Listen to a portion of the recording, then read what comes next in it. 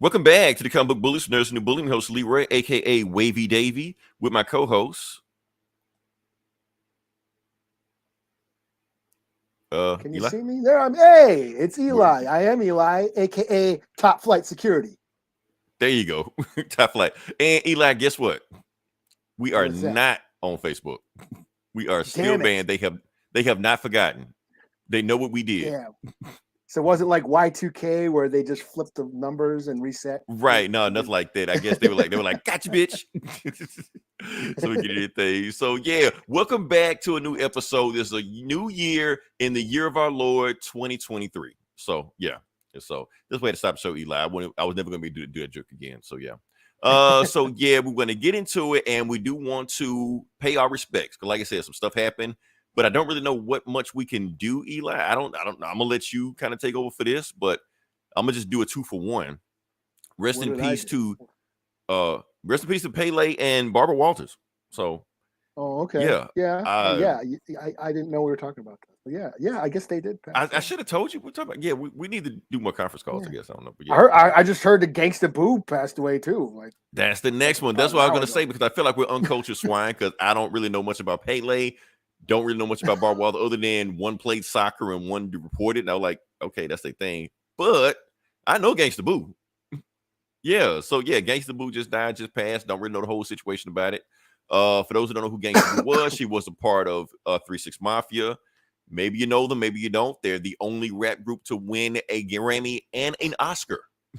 It only was, and she was part of them. So yeah, all day right before we record, I was listening to Gangsta Boo all day. I actually worked one of their shows when I was working the club. I was worked the side stage of their show. 3-6 Mafia shows can get pretty rowdy. Yeah, I had to keep people from going backstage. Pretty much. Yeah, I was listening to Gangsta Boo just all day. 3-6 Mafia, all that 90s rap back then. It took me back, Eli. It just took me back. Yeah, it made me realize that I was a different person back then to the well-adjusted individual you know right now. So yeah, but yeah, I think he phased out, but don't worry, he'll jump back in. All right, so that being said, we're gonna move on past that unless you want to ask some more stuff about Gangsta Boo. But we're gonna get into. Oh, you there? There you go. You froze for a second, and now you're back. Yeah, okay, cool. I was frozen. All right. Yeah. All right. So yeah, we're gonna move on to the top 10. But before we move to the top 10, we're gonna move on to the best of, because there was one thing that we do want to talk about that was the best of last year, and it was the best Waffle House fight of 2022. There was a bunch of them, but this was by far the best one, because I just wanted to show you some clips of it. It happened like on Christmas Eve. I guess people were not at home with their family. They was at Christmas Eve eating Waffle House, and this happened. And honestly, either they are throwing haymakers at these people. The fight is like long as hell. It's like 3 minutes, But this is the scene that got everybody's attention. Boom, she caught a chair. I'm sorry, I got to rewind that. Rewind that. Instant replay. They threw a chair and she caught it with one hand. So she instantly became memed. Whoever this Waffle House employee is, I hope she get promoted, stuff like that, because they freeze framed it and she was like flipping it off for like, come on, throw the chair before she did it. So yeah, so it got so crazy. Boss Logic even did a meme of it. Like he did an anime meme of it where anime chick grabs Waffle House. I'm like, what? That's where we live in now. So yeah. So shout out to Waffle House chick. I hope she didn't get fired. But it's almost like a Waffle House, because we get so many Waffle House fights, like you almost got to have on the application, can you fight? Yes or no? And then under that, if you can fight, what martial art disciplines do you know? Krav Maga, Muay Thai, Jiu-Jitsu, boxing, Greco-Roman wrestling, and what's your win-loss record? So I don't know. Well, Waffle House just seems like it's too much for me. So I don't know. All right, Eli, really, we have dilly-dallied enough. Can we jump into it? Let's do it.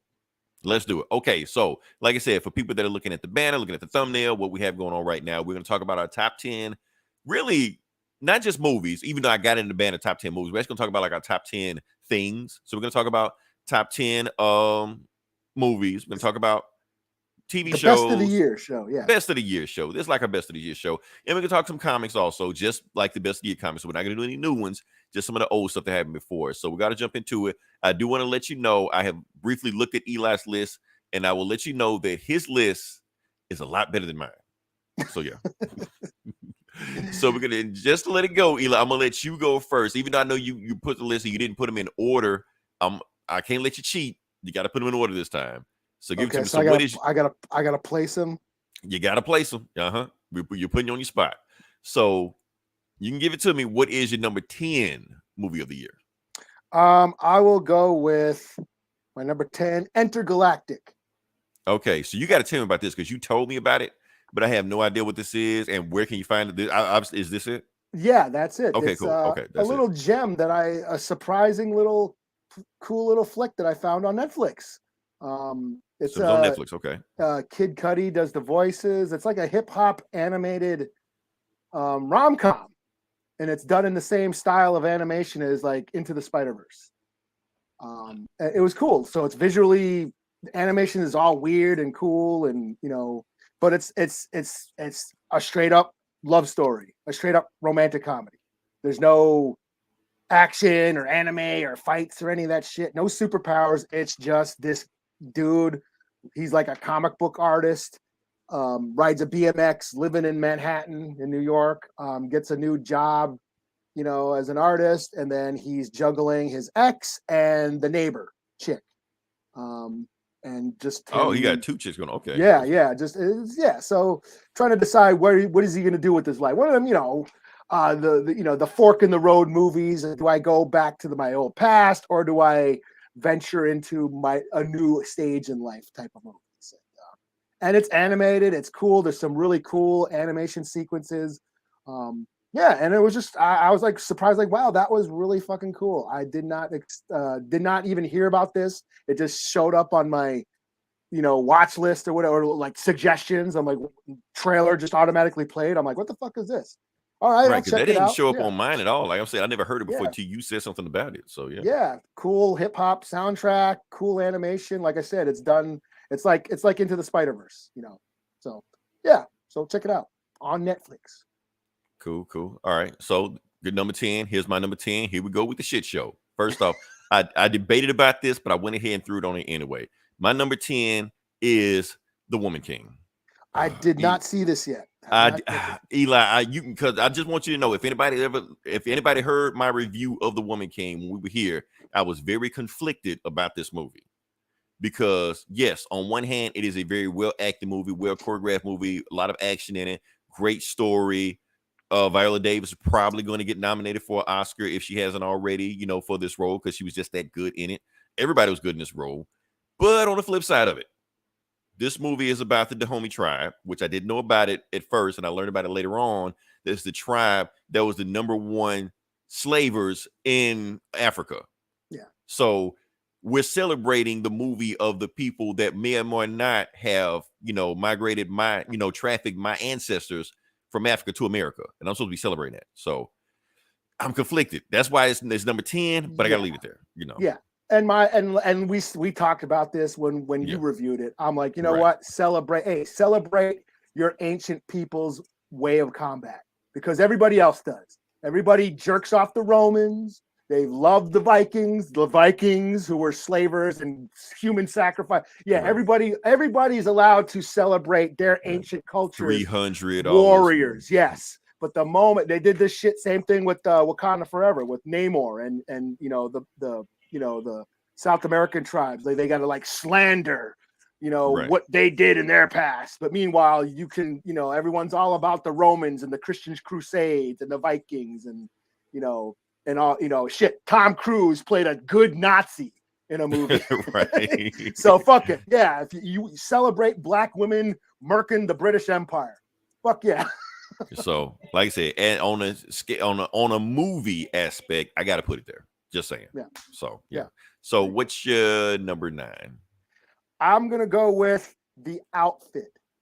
Okay, there's another one I've never heard of, or if I heard of it, it just kind of just flew over my radar. Yeah, this is just a good old fashioned gangster flick. It takes place in gangland Chicago, during Prohibition. It's about this English tailor. He's got a shop in Chicago. He makes suits. Most of his customers are gangsters, and then there's some dirt going on, and he gets involved in it. He gets caught in the middle of this gangland rivalry, and he has to deal with that. So it's just a cool crime noir gangster flick. Cool. Okay. There's Who? my kids in it. Oh, hey. Nice guy. We see you. You can close the door. Oh man. So, all right. So, like I said, who's in this movie? The guy, I can't remember his name. He's the guy who did he was in that Spielberg flick. I don't know the actors, but Spielberg has like 100 movies. Yeah. The Color Purple? I mean, no, that one, the Ready Player One. He played the main guy in Ready Player One. Oh, that guy. Yeah. Okay. I know you're talking he's about. a British actor, and he's like the main guy. And there was some like younger actors and actresses. So hold on, let me go deal with her real quick. But I'll be right back. Ahead. Yeah. Okay, I'm gonna go ahead and talk. Don't worry, my next one's boring anyway. So yeah. All right. So number 9 is not the Woman King, The Northman. Okay, like I said, this was an awesome fucking movie. I love The Northman on here. This was not a controversial movie, and it was just like what Eli was talking about, just like The Woman King. People are scared to celebrate, ancient cultures and warriors. But meanwhile, the Vikings are around doing all this crazy shit in it because he was doing some crazy shit. And he was a cannibal in this movie. He damn near thought he was a dog. He was eating people, stabbing people. He was just a barbarian, a Viking barbarian. It was awesome. People keep talking about, oh man, I wish Thor and Love and Thunder would stop being so jokey and be more like a Viking. Stop expecting Marvel to do shit and just watch this. Because this is what you want. I haven't seen this. I didn't watch it. Fucking awesome. I watched this. This is fucking awesome. Yeah, it's on Peacock.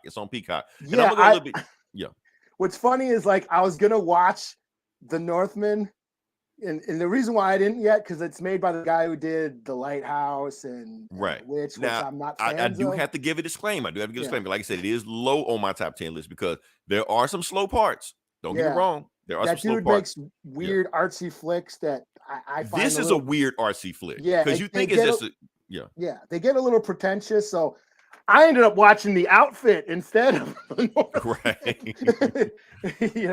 So yeah, but I've been meaning to check this out. I just haven't yet. Yeah. And it's on Peacock. It may still be on Peacock. I'm not really sure. Yeah. But yeah, like I said, this is a weird, trippy movie also because I think Odin shows up. Okay. Something. I don't know. But maybe happened. But when I dig into this movie, I actually realized something. This movie is based on like Viking lore, but it goes deeper than that. The Viking lore was adapted by William Shakespeare in the Hamlet. Okay. So this is where that came from. The name of the guy name is Hamlet, and the whole story is Hamlet. So the Northman is Hamlet. That's all it is. Oh, okay. Yeah. So I was watching. I'm like, oh, what fuck? Because Akira Kurosawa did that shit. He like adapted like Hamlet stories, but made them in like I think like Macbeth was like throwing of blood with samurai and shit like that. Like he did that. Like Ron is basically King Lear with samurai. Right, but it's weird because Shakespeare stole this, so they did the original. I was like, but damn, y'all going deep with this shit. Okay, so yeah, but it's basically the story Hamlet is based on, and Sarsgaard, whatever the guy's name is, True Blood guy, was awesome. If you pick him as the next Thor, I would have no problem. Because honestly, I believe even though he's a regular, he could kick Thor's ass right now in this movie. So yeah. All right. So anyway, that's all I gotta say. What you got? Number 8. Let's go. Number 8, I'll go with The Sadness. The Sadness. Okay, I know you have talked about this, but I want you to elaborate. Or So this is I did pick the right one, didn't I? Yeah, that's it. Okay, cool. I think it's Taiwan. It's a Taiwan zombie-esque movie. It's about a virus that goes around and affects people and makes them turn totally insane and acts out their most darkest desires. It's very gory, very violent, very depraved, very mean-spirited. Not for the faint of heart, not for the squeamish, but for horror fans, it was a blast. It's basically the closest we'll get to a Crossed comic adaptation. There's that comic Crossed, Garth Ennis. It's you mentioned before, same concept. Yeah, it's closest that we'll ever get to that sort of a comic book or a movie adaptation of that comic. But yeah, like I said, just brutal, twisted, fucked up shit. But it was a blast. It was a totally delivers on gore, on violence, on the horror. and the coolest zombie movie or zombie quote unquote in years. Zombie flick. So yeah, check out The Sadness. That popped up on Shudder. So. On Shudder. Okay. All right. Cool. All right. Now you ready for us to lose everybody? Okay. Here's what we go. Here's where everybody clicks off. I'm about to watch everybody click off right now on this because here's my number 8. My number 8 is Sonic 2. Sorry. Okay. I had to put it on there. I'm gonna tell you why I had to put it on there. I know it's weird to put it on there. And there was a bunch of cartoon movies. You had Chip and Dale. You had DC Super Pets. Why Sonic 2? Because it was awesome. I'm sorry. It was fucking awesome. I love this movie. I still think. Remember, I kept saying Sonic 1 was the best video game movie of all time. You did. Well, this beat that. Plus, you had Jim Carrey showing up. Jim Carrey went balls to the wall. This movie, Jim Carrey gave his most Jim Carrey performance. It may be his last role, and it felt like it was the last role. Like, if this is my last role, I'm just gonna go all out because Jim Carrey had me dying the whole movie in this. Just Sonic, the voice actor of Sonic was hilarious. He was funny. It was a heartfelt message, also. Where it was about family and all the stuff like that. Idris Elba played the bad guy, the Knuckles.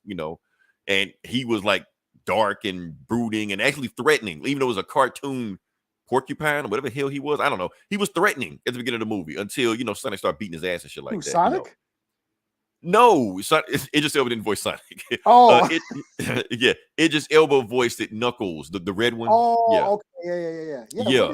Is he a porcupine? He's a echidna. I don't know what that is, but it's a thing. Oh, it's like in the porcupine family, but another rodent of some sort or something like that. Where's AKA David? He knows all this weird shit. But yeah. Yeah, actually, from the echidna, all this shit. But yeah, so that's it right there. But that's not the craziest thing about this movie. Like, if that was the craziest thing about this movie, I would end it off that, and that was it. But the weirdest thing about this movie is in the middle of the movie. Now, this is the part that everybody hates about this movie. Everybody knocks it. This is actually my favorite part about the movie, where Sonic just disappears, goes away. He gets captured or knocked out or whatever the fuck like that. And the middle half of the movie, the middle part of the movie turns into a Tyler Perry movie. Like, it's a straight up Tyler Perry plot. Because everybody in the movie is black, and like all of Sonic's like human people are black. And they go to a wedding and they're just like doing weird wedding shit. And it's like, what? This is really fucking, they really put this in the movie. And it like goes on like for like 10, 15 minutes. Like, no Sonic, no Knuckles, no Tails, no Jim Carrey, nothing. It's just them. And I was like, the balls of you doing bad all by themselves. Right. That's what it felt like. I was like, this would be, you could make this, if I didn't know it's a Sonic movie, I think it was a Tyler Perry movie I'm watching right now. And it worked. That's the fucked up part about it. It worked. So when Sonic came back in, the movie got rolling again, stuff like that. I was like, wow. So yeah. And then of course, all kind of video game Easter eggs and adult jokes and stuff like that. Jim Carrey threw one in at the very end when Sonic whooped his ass. He was like, Sonic, hold up. We don't have to be mean. I mean, you did things, I did things. It was good people on both sides. I'm like, wait, did he throw a Trump line in there? Like, kids wouldn't catch that shit, but he threw it in there. So like, yeah. So that's why I had to put Sonic 2 in there. I know I lost everybody. I don't care. It's in there. So yeah. Keep it real, man. Gotta keep it real. That's so we're not getting paid, so I don't have to, Yeah. So what's number 7? I'll go with Beast. Okay. Beast. You have talked about this, but yeah, I believe I reviewed it on the show. I think this got slept on. This totally flew under the radar. But we had a good year in horror. Horror fans totally ate this year. A lot of cool horror flicks came out this year, but this one kind of flew under everybody's radar. Kind of got slept on. Speaking of Idris Elba, it's a creature. It's a total creature feature. Lion. It's Jaws with the lion. Idris Elba takes his daughters on a African safari trip. They get attacked by a fucking wild lion, and it's a little light on gore. It's PG-13, I believe, but it's still just a lot of fun. A lot of cool, intense scenes and shit. Very suspenseful scenes. Yeah, just a cool creature feature. And it's funny because I was listening to the Gomer Show. This Geeks and Comics earlier. I fell asleep on it, but they were talking about, shout out to Gomer. Yeah, shout out to Gomer and those guys. aka David and all those guys. But they were talking about Nope, and they're talking about whether it's a horror movie. And then they got to talk. They were discussing whether or not Jaws is a horror movie, and I was like, shit. Look at these. Okay, Just adorable rookies, right? Yeah. No, Jaws is a horror movie. It's a creature feature. That's bad when I know more about horror than they do. Even though it's a real animal or a real thing that is attacking people, it is considered horror. Horror is gore. Horror is physical. Horror is the monster. Is what you see. Is the gore, the death scenes. Terror is what they were talking about. The suspense, that's of the mind. That's suspense. Terror and horror, two different things. Horror is physical. Terror is mental. You got to go on that show and break it down for them. And Jaws is like one of the greatest horror movies, considered one of the greatest horror movies of all time. You know, the biggest scare is when the shark comes out of the water. Biggest scare in cinema history. You know, we get the head coming out of the boat. Body part, the kid getting eaten and blood splatting up in the water. Yes, it's very much a horror that movie was rated PG. And it was rated PG. Right. The leg, the chopped off leg floating down to the it is very much a horror flick, even though it's a real animal that, you know, but that's what we call it's and they wonder why 80s kids are so fucked up. Yeah. And this Beast is a horror flick. It's even though it's a lion, this lion is eating people. Yeah. And in the same vein, man versus nature, you know. Yeah. That's a theme. That's a theme in horror flicks too. So but this was a lot of fun. I keep telling people you gotta watch Beast. It's really cool. It's a lot, it's just a fun, good old-fashioned creature feature monster movie, but it's, you know, with the lion. It's Jaws with the lion. Idris Elba kills it. You know, why this guy has he gotten an Oscar yet? Because this motherfucker can act. No, matter of fact, his movies keep flopping. That's what I kept telling you. He like 2 movies out. Nobody saw him but you, and you kept raving about both of them. I was like, well, you like the #1 Idris Elba fan club. I mean, it's a fun horror flick, but then the family drama, you know, he brought it, you know, as a father. He plays the dad. He's protecting his children, and he knocked it out of the park as far as like the performance. Like, this movie did not need to be this good, but and it was on Peacock. Idris Elba, dare I say, elevated it for all those critics who don't want to recognize horror as a fucking legitimate genre. Beast is cinema. It is cinema, yes. So check out Beast. It's a lot of fun. Okay. All right. So my number 7, we're getting back on track. I don't think there's going to be an unpopular opinion with this. So my number 7 is going to be Bullet Train. Okay. Like I said, now, Eli, the reason we didn't review this on the podcast, because we never reviewed Bullet Train on podcast. We even talked about it before on there, because I didn't watch it when it first came out. I watched it neither did I. Yeah, I watched like a month after it came out. Went with some people, went there, and I was like, wait, it was fucking awesome. Because I honestly, didn't see anything about it, didn't know anything about it. So when people kept showing up and I'm not gonna spoil anything. Like, people kept popping up in the movie, like, oh, that person there, and the plot just kept moving. The movie had like an energy to it. That's what I liked about it. You know, I think it was about the same John Wick guys or Deadpool guys, something like that. I think it was those same guys. So yeah, and it felt like that because they had like a steady moving going, just like a bullet train keeps going. The movie had a steady pace going to it. It felt like a better version of Smoking Aces, if you remember that. It felt like that, you know. And and it was some awesome performances. Like, you think like it was just Brad Pitt just carrying this movie. It really wasn't. Like, Brad Pitt did his thing, but it was a bunch of other actors in here like stealing the show that might have stolen the movie from him. Like Aaron Taylor Johnson. Did I say it right? Or is that Anya Taylor? Did not know that was him at first. Nobody knows him. Every movie he's in, nobody recognizes him. You know. But the thing was, he did such a good role in this movie. That's why they gave him Craven. Like, he got Craven off this movie. You know. But yeah, other actors in and stuff like that. So, but I'm not gonna spoil it for you. Just watch it. Go in as clean as possible. And you're gonna love it. I don't see anybody watching Bullet Trains like, that movie sucked. You lied to me. No, Bullet Train's awesome. On Netflix. Yeah. Go watch it. It's a lot of fun. It's on my honorable mentions. It is a lot of fun. Action scenes were cool. I really dug that shit too. Yeah, we didn't talk about it. It's too bad. There's a few movies that I would like to have talked about, but we were busy doing other shit, you know. But yeah, Bullet Trains was fun, you know. All right, what do we got next? Number 6. I'll go. I'll go with Everything Everywhere All at Once. Okay, give it to me. Um, Where are you? Where are you? Where are you? yeah, this is what people are saying the best X-Men movie or multiverse movie ever made. You're right. Best Marvel movie this year. There we I go.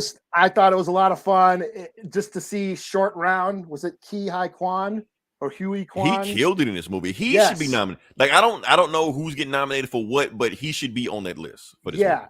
To see him kick ass again. I'm wearing a Short Round shirt right now. Right. And the fact he hasn't done a movie since that movie, Yeah, the Goonies or whatever, and he's that good. Like, what the hell, man? Yeah. A lot of fun. The multiverse movie, what I really liked about this is it was this big high concept sci-fi adventure, but it was totally low budget. You know what I mean? And it was more of a family drama, not even just a family drama, like romance drama also, Yeah. Yeah, it was totally a family drama going through these changes and trying to, they're going through this conflict where they're losing their business and and then the relationship between the daughter and the mom. It's some very heartfelt moments in this movie, but but it's around this big zany wacky sci-fi adventure that doesn't have the big beam in the sky or all these the big digital effects. It's like the opposite of a Disney movie. And it doesn't over explain the sci-fi rules either. Yeah, they throw it at you like, and you better catch it because we're moving on. We got shit to do. Yeah, it doesn't over explain itself. It's a lot of the action scenes, some of the craziest action scenes I've seen in a while. And that's the thing, and I was wondering about it because I was like, I thought the sci-fi was gonna be like over complicated, but the way they broke it down, it's like, well, I get it. Yeah, I mean, it's crazy shit, but I get it. If you're a comic book fan, this is like, if you're into the X-Men, if you're a comic book fan, it's like, okay, yeah. So it's like blah blah blah blah blah. Yeah, okay, cool. This is let's go. Cool. This is Crisis on Infinite Earths, and like, right. Okay, so it's these rules, So. Yeah, but taking that sci-fi concept of the multiverse and the infinite versions of yourself, and that this is what I loved about it is like. If there's an infinite version of yourself, there's that evil part of you. There's the darkest side of you. They even talked about in the Community, the darkest timeline. The darkest timeline, yeah. Yeah, and like, so there's those parts of yourself that are out there somewhere doing some shit, but you still have to come to terms with those. And that's what this movie does. It's like, where you make the worst decisions, where you're the most asshole person ever, and you have to come to terms with your worst decisions and shit. And this movie does that. Yeah. But she also, just like she got in contact with her worst version, she also got in contact with her best version. Because it turns out that this lonely housewife, her multiverse version of her was Michelle Yeoh. So she got to see like the movie star version of herself also. And it almost got like autobiographical where Michelle Yeoh felt like her success was trapping her. And she almost wished she envied the housewife. And I'm like, so you taking this multiverse shit and make it emotional? Like, damn, okay, I wasn't expecting that, Yeah. And that's the scene where she was talking to, Short Round, and they fell out of contact. He was just like, look, you went about your life, what about my life? We did what we did, even though I still miss you. And I was like, damn. So it had like some real emotion going on in this movie. So. Yeah. And how he was like, I got, where he's the guy. Oh, all right. Spam. Okay, yeah. We must sponsor us, man. Put us but where he's like, he's like, do you think, he's just a pushover guy? He's always keeping the peace. He doesn't say peep, but he's the one that grounds everybody in this turmoil relationship between the family. He's the one that centers everybody. And when he talks about how hard that is to do, to be positive all the time, it's a really great emotional scenes. And just a lot of fun. I'm kicking myself in the ass that it's not higher on my list, but I got some more shit. Right. But it was still awesome flick. Yeah. I mean, contrary to popular belief, 2022 actually has some good movies. So yeah. All right, where we at? Number 6. Or you had number 6, now I'm on my number 6. Okay, my number 6 is, and this may be controversial, but not controversial for anybody listening to this show. Okay, Weird. That's on my list. So Weird, the Al Yankovic story. Like I said, we talked about this, loved it. I said it was the funniest movie this decade, even though it was only 3 years in it. But like I said, it was just funny, hilarious. Al Yankovic, like, It exactly what you expect a Al Yankovic movie to be, a biopic to be. It was crazy. It almost felt like it was revenge for UHF because at times it felt like UHF again. Daniel Radcliffe just went 100% balls to the wall in this movie. Like he played it like it was a real movie. I was like, okay, Madonna. I wouldn't expected all that shit for that. Look, if you haven't seen the movie, just go see the movie. It's insane. It's on Roku. It's free. Hit me up. I will send you the link to it for free. Boom. There you go. Matter of fact, it's on our page for free. So I don't know who to go from there. So yeah, that's all I got. So I guess we're on number 5. We're kind of just breezing through this right now. So what's your number 5? Oh, am I back? I thought I dipped out for a second. Oh, I didn't know you left. Yeah, you may have left. Okay. I thought you were just like doing pop locking and shit, No, fuck it. Number 5, I'll put weird too. I love this. Okay. This was so much fun.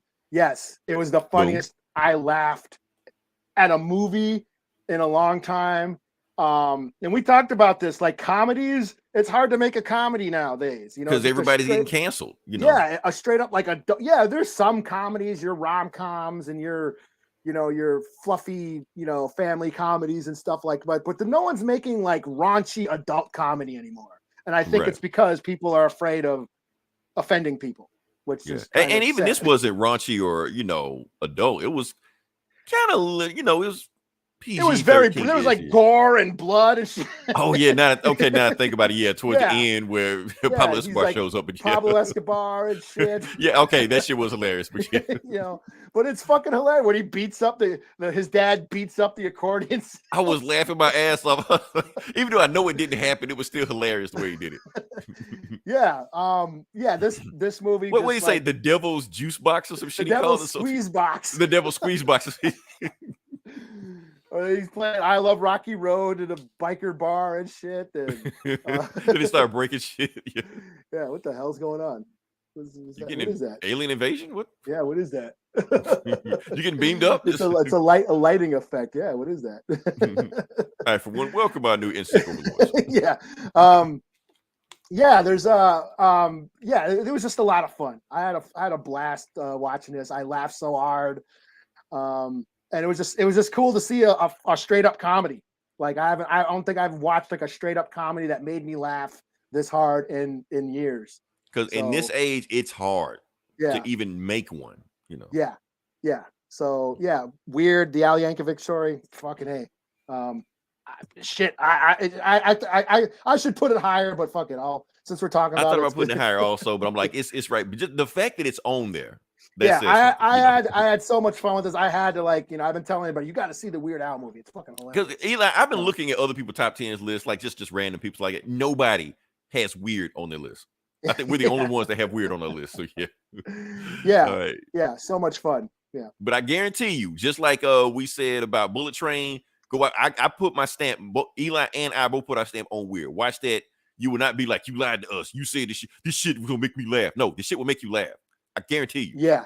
Well, yeah, especially if you're from our generation. I think if people if you don't know who Weird Al is and what he is and what he's known for, and the fact that this is a parody of biopics, right? Because it's what Weird Al has always done his whole entire career. So he's just he's a parody musician. Now he's gonna make a parody movie about his life, and it's and plus totally it's funnier it's funnier if you watch other biopics around the time, like Elvis. Because the movie is making fun of Elvis, like this shit like that. Like shit just happens just for no fucking reason. So yeah. Or like The Doors, where he's like Jim Morrison on stage. Right. And he's like, I was laughing. Here's the thing: I didn't even catch the reference at first, and I was still laughing my ass off at that. I had to catch it later on. But what are you going to listen to your dad? He's like, what are you gonna do about? Oh God, it was great. Oh man, hilarious movie. We had to move that one up, but yeah. All right, so. It's on me now. Number 5. I don't even know. I can't read what this is. Let's see. Number 5 is. Let's surprise myself. Oh. Okay. You got a Marvel movie on. It's me. Come on now. What you expect?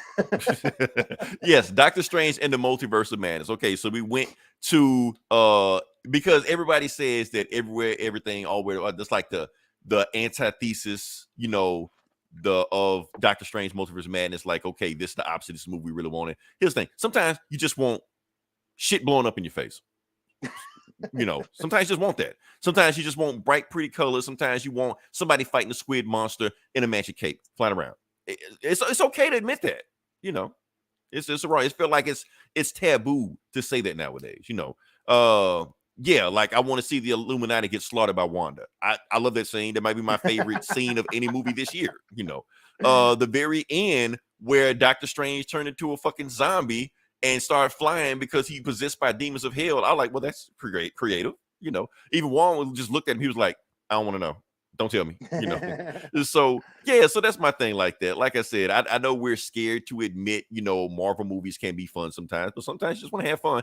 And I had fun. As far as any movie, this may be the most fun I had in a movie.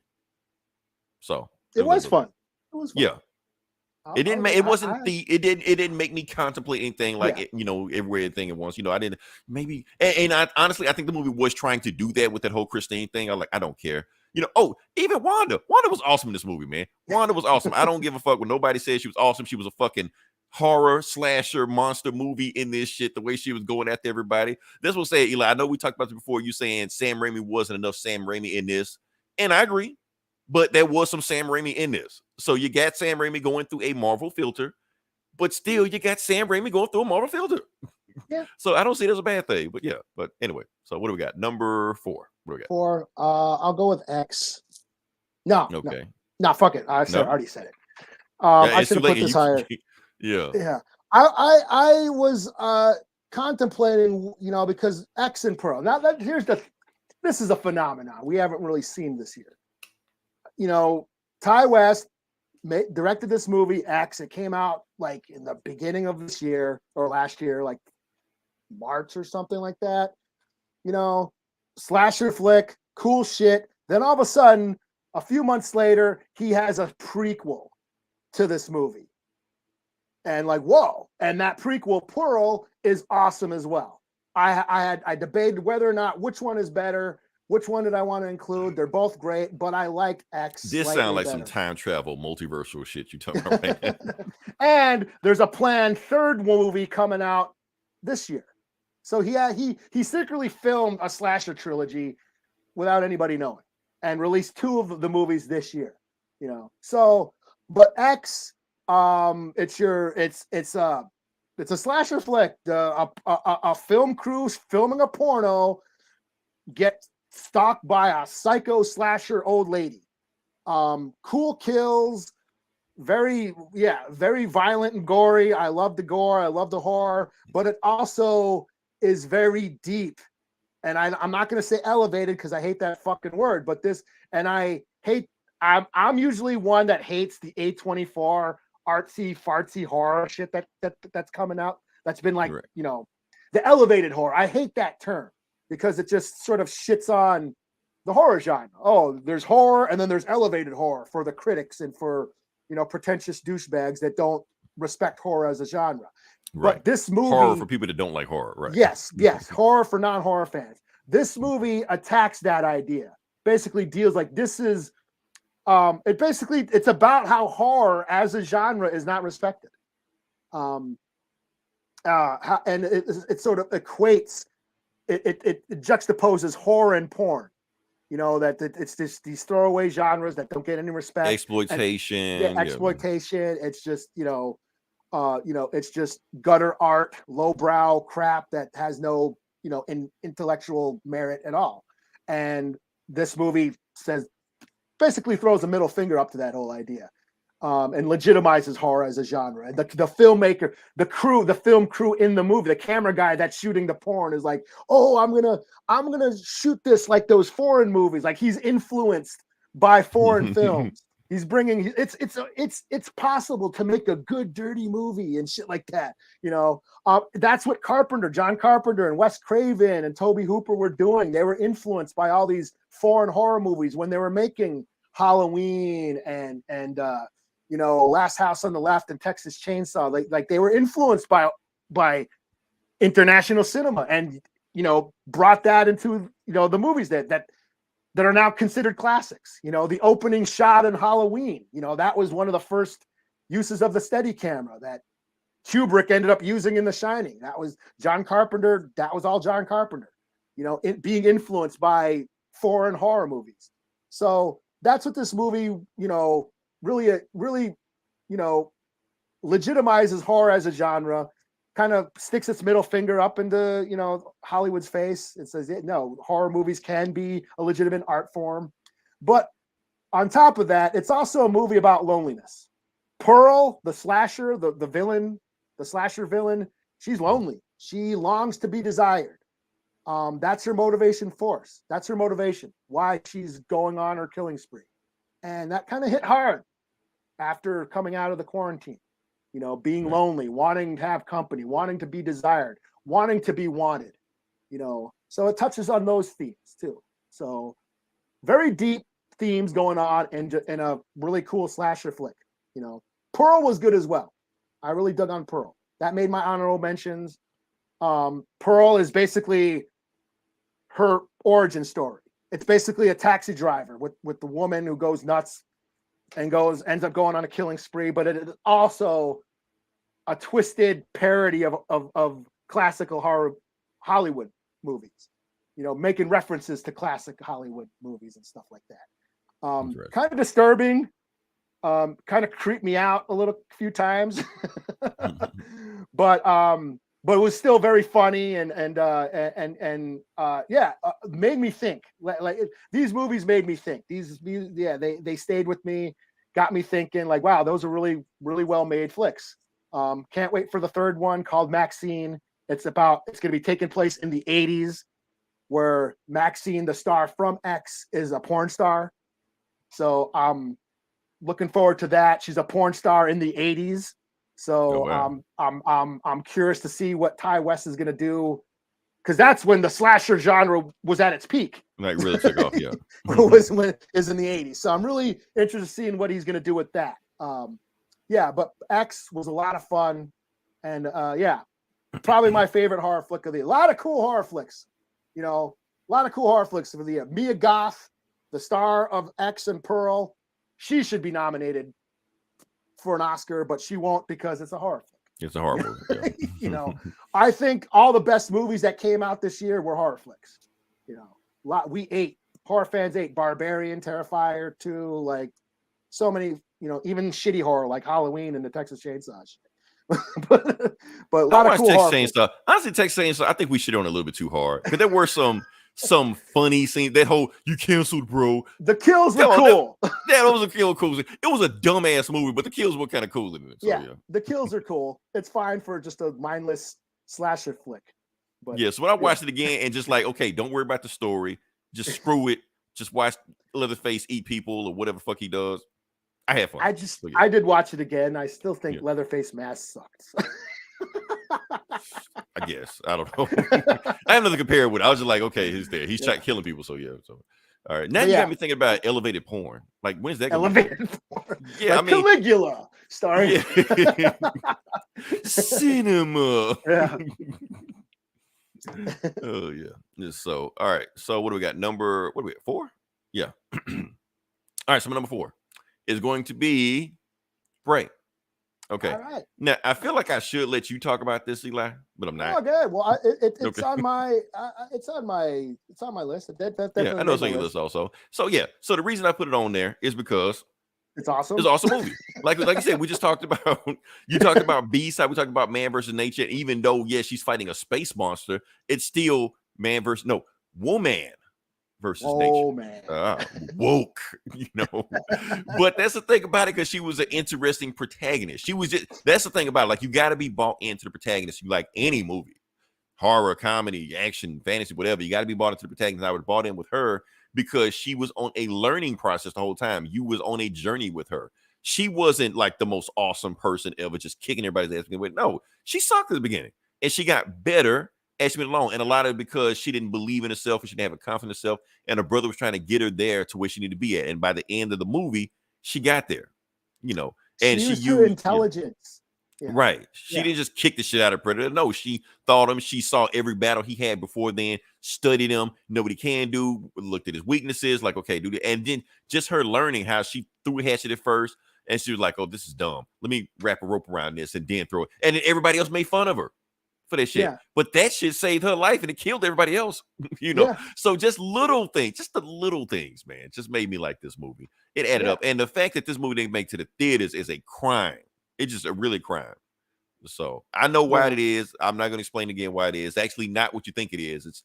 It's politics and legal bullshit. That's why it didn't make to the theaters. But yeah. So no, I agree. This is probably my most watched flick of the year. I had this on. I had watched it the other night. Almost watched it live. I just have this. It's one of those movies I just have on the background right now.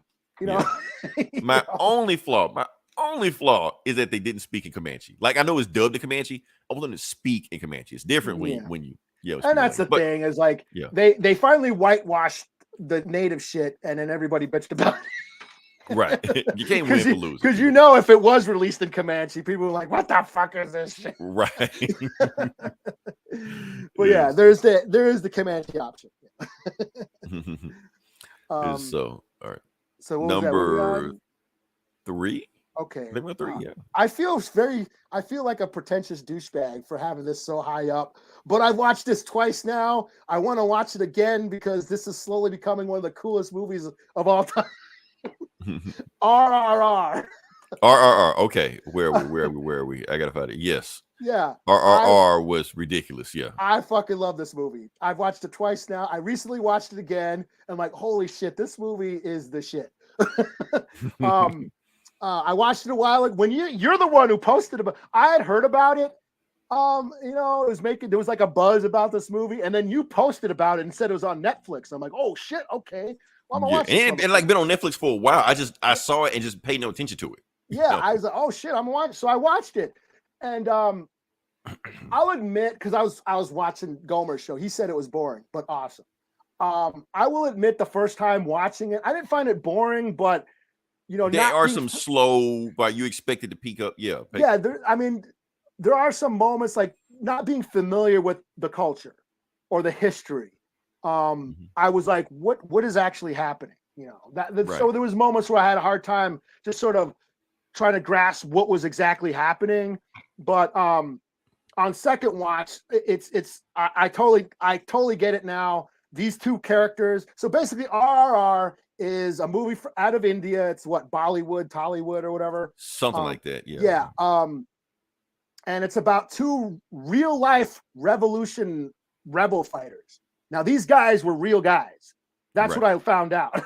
I didn't know that at first either. I think they said at the end of the movie like they were real or something, but yeah. Yeah, I did not know this watching it the first time, but these were real life, like revolutionary guys who fought against British rule. And it's just about them kind of banding together and fighting back against colonization, the British colonization in India. It's kind of like, it's a totally fictional story because they never met in real life. But it's like, what if like Malcolm X and Che Guevara went on an adventure together? That's kind of like what this is. Kind of like that, yeah. Yeah. One guy, his sister gets kidnapped, by the British, and he goes after her, but he poses as a Muslim. He's in disguise. He's running around with the anti-government like protesters. And then there's the cop, Ram, who's the cop who's out to go find him. And it's kind of like the first half is kind of like The Departed, where they're like undercover, right? Like a cat and mouse chase, or who's gonna find out who what then first. They meet, and they don't know they're actually. And he don't know that that's the guy he's looking for the whole time. So, but then it turns out the cop is actually a rebel too, who was posing He's just undercover the whole time, right? Yeah. So he's a rebel posing as a cop. After the rebel, posing as a rebel. Yeah. So that shit was a little confusing first watch, but I totally get it second time around. But this movie has everything. The action scenes, everything. Some of the coolest action scenes. These guys are superheroes. They're like they are fucking superheroes. Like seriously, wrestling tigers and shit. He throws a tiger at another guy. Yeah, he throws a tiger. He beats a dude with a motorcycle. Like picks a motorcycle up, beat him with it. Yeah. Then one time, like he shot an arrow and he pulled it out of him. No, I think he like outran the arrow after he shot it. So he beat him over. He shot the arrow, and then the guy flew back and then he pulled the arrow out of him while he was flying and shot the same arrow. It's like, what the fuck? What? I like, and the whole ending third act was like that, and it kept topping itself. I'm like, how much crazy can this shit get? Like every action scene was like the third act action, the final action scene of an American movie. Right. Yeah, it had romance, tragedy. There was a romantic comedy in the middle. There was friendship.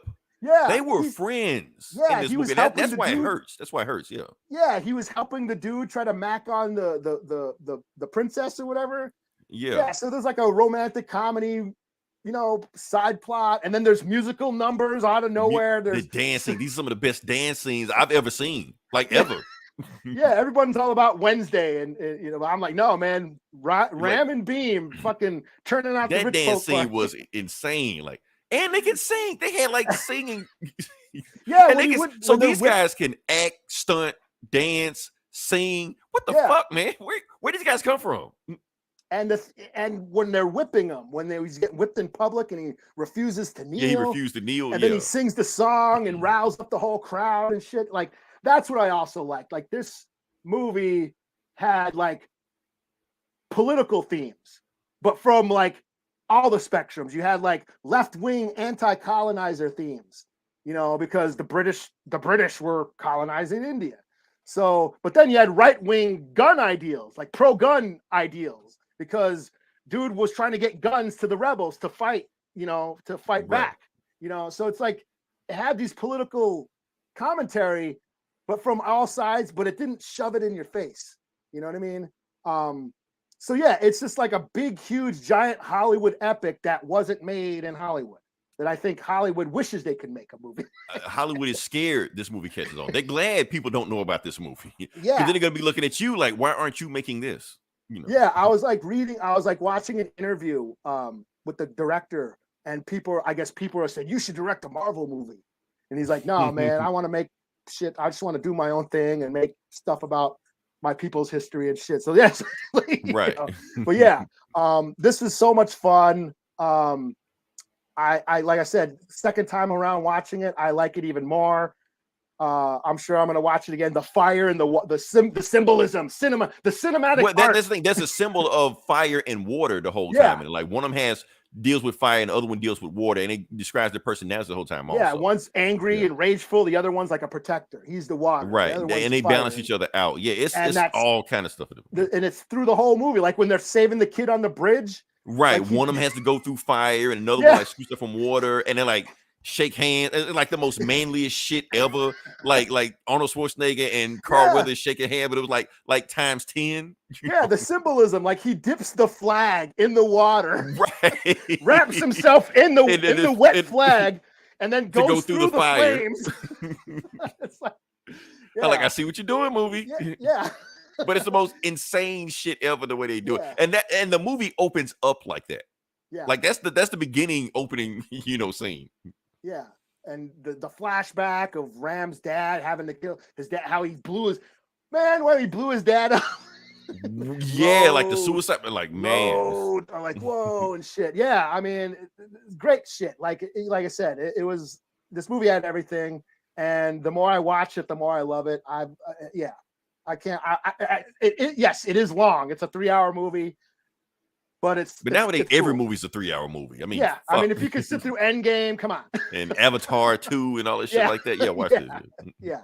So I feel pretentious for having it this high, but like I said, I just watched it again like a few weeks ago, and I was like, damn, this movie's dope. Like everybody needs to watch RRR, whether subtitles, no subtitle, whatever. Just watch it. Yeah, because it's awesome. Yeah. All right, so he had number 3, now I got number 3. I think I'm on number 3. Yeah. All right, my number 3. About to lose everybody again. Black Adam. I'm putting it on there. I don't care. I know everybody hates the movie. I know it's fun for people to hate on this movie and shit on this movie. I know. I haven't got a chance to watch it yet. You probably won't like it. But either way.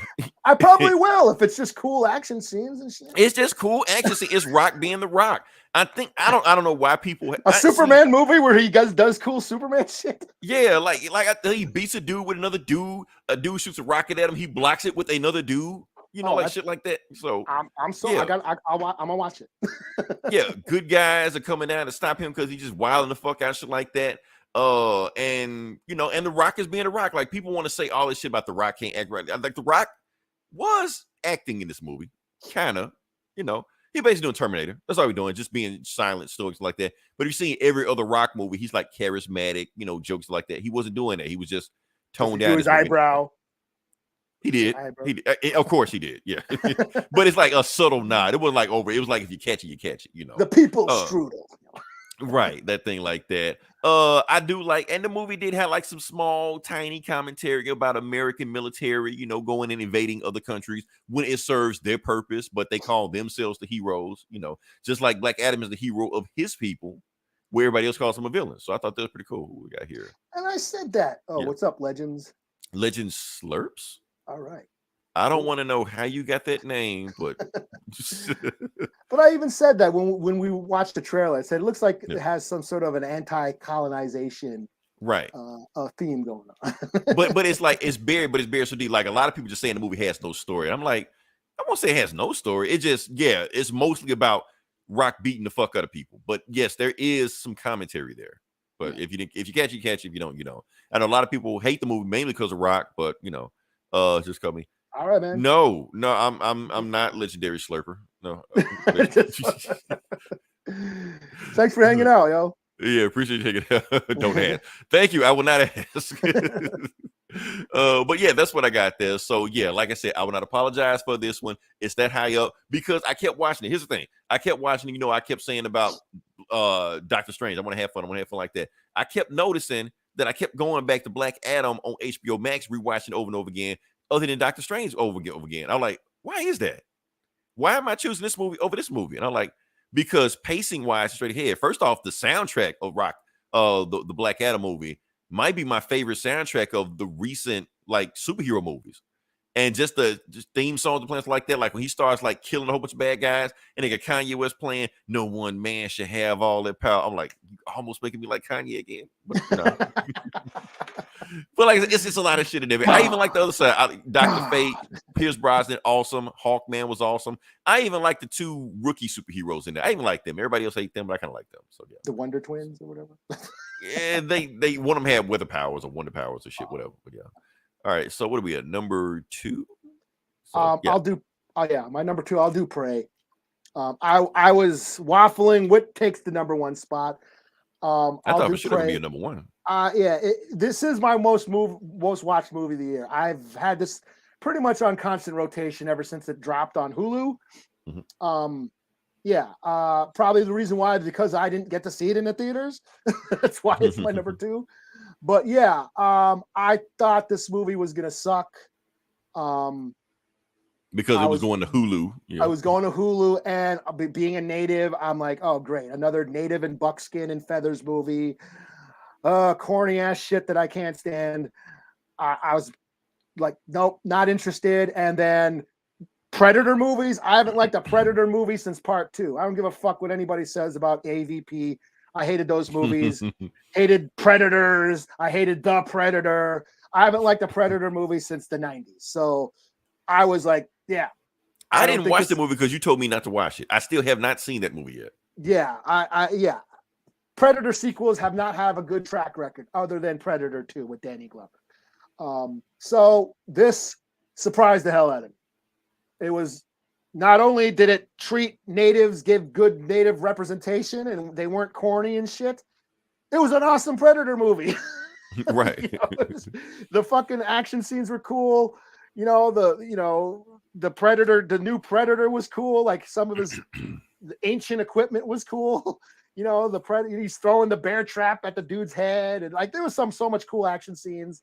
And then watching Naru fuck up the French trappers, probably my favorite scene of the year and maybe like years.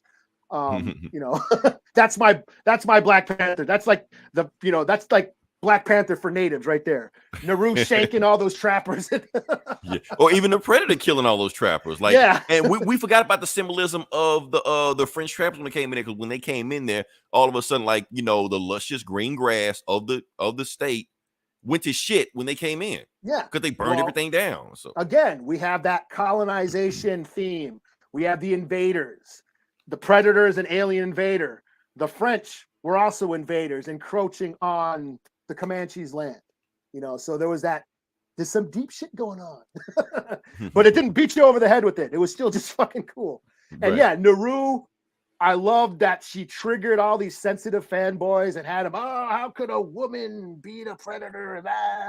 I loved all that shit. It just pissed everybody off. Watch the movie, it would explain it. It's just Arnold Schwarzenegger used native shit to he used bows and arrows and spears and booby tracks that he carved out of the bushes to beat the predator. Because machine guns and grenades weren't going to work. Yeah, all the macho in the world didn't work, so he had to use his fucking head, which is what Naru did. She had to use her intelligence. She observed and watched the predator and observed how he fought, observed how his weapons worked, and used all that information she learned to outsmart the predator. So yeah, I loved it. Like I said, I got it on constant rotation. It's just I just throw it on in the background now. And so Prey, awesome shit. Didn't expect to like it. Thought it was gonna suck, and I end up loving the shit out of it. So. Another movie, if you haven't seen, we put our stamp on it. Go watch it. I guarantee you, we would not be like, you lied to us. You said this movie's awesome. No, the movie's awesome. We guarantee it. So yeah. All right. So my number two, like I said, Eli, you put on for the culture. I got to put on for the culture. Wakanda Forever. It made my honorable mentions. Didn't make my list, but it's on my honorable mentions. Okay, had to put on it. Here's the thing. I saw it twice. So the first time I saw it, I had to wonder whether or not the movie was manipulating me, like manipulating my emotions, because it had Chadwick Boseman, stuff like that. Theater I went to, everybody was crying, so I could barely hear what was going on in the movie. So I was like, okay, did the movie I gotta watch this movie again and soak it in, understand is it a good movie? And I watched it again. Were they crying so loud you couldn't hear the movie? Some part, yes, that was. Yeah. It was an all black theater. So yeah. Oh yeah. So colors only. No, I'm not gonna say it, but yeah. All right. So all right. So I watched the movie and I watched it the second time and I realized, okay, yeah, this movie is good. It was actually a good movie. The one I watched the movie, put my emotions aside, stop worrying about whether or not they were manipulating me or triggering me and stuff like that, and watched on its own movie as a merit. It was a good movie. Crying. Right. No. I watched the movie and watched it as a critic. Watched with critic eye. It was a good movie. I mean, like I said, it had awesome action scenes in it. Like I said, Angela Bassett probably going to nominate for Oscar. We said it a bunch in these movies also, but I think she did get nominated. Or she's on the short list at least. Shuri's arc. Like I said, we talked about this at length on there. It was one of the most interesting arcs we've had in the MCU. Other than like Tony Stark and the big guys, stuff like that. She's grieving like the audience is grieving. Right. But she had to, quote unquote, man up, take over for her brother, even though she used to be the cute, cuddly sidekick. Now she has to, take, fill the void, Yeah. And like I said, and the whole point is about her grief and accepting what she's going on. Namor was awesome. I think this movie is pretty much going to make or break you depending on how you feel about Namor. And I thought he was awesome. I know people want to say he's not like the comic. Bullshit. He like the comic. Okay. So they changed, I ain't gonna say they changed his race, but they gave him a race. And they changed the name of his city. But at the heart of it, he's Namor. The shit you expect from Namor, that's him. He's not wearing green Speedos anymore. Right. Like not wearing green thongs walking around like that. But Spock in a green thong, yeah. Like when I saw the trailer, I was like, that's Namor. That's one. And what they did with him, I thought was awesome. They gave him culture. They made him an anti-hero. That's why I ranked this movie over Black Adam, because I felt like the anti-hero they were trying to make Black Adam was Namor, which they made. Mm-hmm. Like he was an asshole, but you completely understand what he was doing, for his people, So, like I said, awesome movie. I thought it was awesome. That's just me. So, and I've seen some of the online chatter about it's pitting Mexicans against black and all blah blah. Oh, they did. Blah. They did. Yeah. But that's the point of the movie is that it's the colonizers that want us to be at each other's throats, but we've got to unite them. Right, because and I think we said this also. They wanted to make it seem like Namor and his people were the villains, but the real villain of the movie was the United States. Mm-hmm. The CIA. That was the real villain if you watch the movie again. See, I didn't catch that until I watched it the second time, and I realized, that's what they're trying to say. Wakanda is on the clock. They got to Yeah. hurry up and figure this shit out before United States come in and invade them. Yeah, because and I said that in our review. There's French that one site is that one site that gets attacked is in France. Yeah. Like I said, they were the French and traders. they try to come in. They try to come in there and try to take the vibranium from them. Yeah, that's the first French, people. Yeah. The Spanish, and Haiti then, was invaded, colonized by French at one time. Yeah. Yeah. So French, Spanish, and England, who became America. Those are the three colonization nations that are featured in Wakanda Forever. Yep. So there's a little bit of history going on. Right. And it wasn't just affecting what came in the past, which it did, but it's affecting the present of the movie now. Like I said, the French trying to invade them forced Wakanda's hand. So the Spanish invading Namor's people. And like I said, America is an extension of what England. America didn't become America until they beat England. Yeah, and then at first I think I made a criticism on the first time when I watched the movie. I was like, I didn't like it how Namor and his people were speaking Spanish. Turns out they weren't speaking Spanish. They were speaking the native Mayan language the whole time. Yeah, because they actually had subtitles in there when they were speaking Mayan and when they were speaking Spanish. So when Namor said that, he was basically quoting, the Spanish. And at the end of the movie, like the Wakandans knew Mayan also some kind of way because Wakandans know whatever, like that. But the thing was, I thought that was pretty nice. It's like, damn, okay, so the Mayans, so they're actually speaking Mayan language in this versus the Spanish because they can't speak Spanish language because that's the colonizer language. Yeah, so I thought they're pretty deep. Also, talk about the soundtrack. I like the soundtrack. Don't like the soundtrack as much as I like the first Black Panther movie, but I like what they did. They mixed in Afro-centric beats with, actually like Latino, Spanish, Mayan. Look, I think they even had like a Mayan rap song on the album. What's it all like? Okay, wasn't expecting that. Okay, but it worked. So yeah, that's one of them too. So what is your number one? I thought I knew what your number one is, but now I don't know. Well, the goddamn Batman. The Batman. Okay, you did. It was on the list. Boom. There you go. I was like, fuck it. I got to keep it real. I know I'm gonna be that guy, but I loved it. It was the first movie that I saw in the theaters after COVID. Like the first blockbuster that I saw. Like I've been to the drive-in during lockdown and saw Shang-Chi at the drive-in and all that shit. But Batman was the first big movie I saw opening weekend. I saw it multiple times in the theater after COVID. So that's one of the reasons it got me back to the theater. Also, I just thought it was a cool ass movie. It's like a serial killer movie with Batman. Like Batman is a detective. Him and Gordon. It's 7. Right. And the whole movie is just a detective story. They turned Riddler from this goofy villain in Speedos, in tights, into like the Zodiac killer. You know? And a young Batman, a young incel virgin Batman. Right, and that's the thing people don't get in this movie. They keep saying, "Oh, they turn Riddler into an incel. They turn Batman into an incel." Yeah, you just pay attention. But it worked because Batman is psychotic. It like Batman, and that's one of the arcs of the story is Batman had to realize. I don't think people understand that about Batman. Batman had to realize he's just as crazy as the Riddler because the Riddler's like, "I admire you. You're my hero. We're finally together." Like that scene where they're in the asylum in Arkham when they meet. He's like. Riddler's like, no, man, we're the same. And Batman's like, no, am I? Really? Am I just as crazy? No. Then he had to, it's like him, like the Riddler and Catwoman had to make him realize, no, I'm not a wacky psycho incel stalker, am I? Until at the very end when he talked to that guy and he was like, I'm vengeance. And that's when he's like, oh shit. He realized. He's the villain of the movie. Yeah. Yes. And then Batman, and it wasn't until he cut that electrical cord to sacrifice himself for everybody. As that's when he became the hero in the last 5 minutes of the movie. Now I'm gonna help people instead of beating the shit out of people. Yeah, it's that thing that we always say about Batman. That's the biggest problem about Batman. Yeah. I'm no longer gonna be a raging, whiny emo asshole who just beats people up because I'm mad.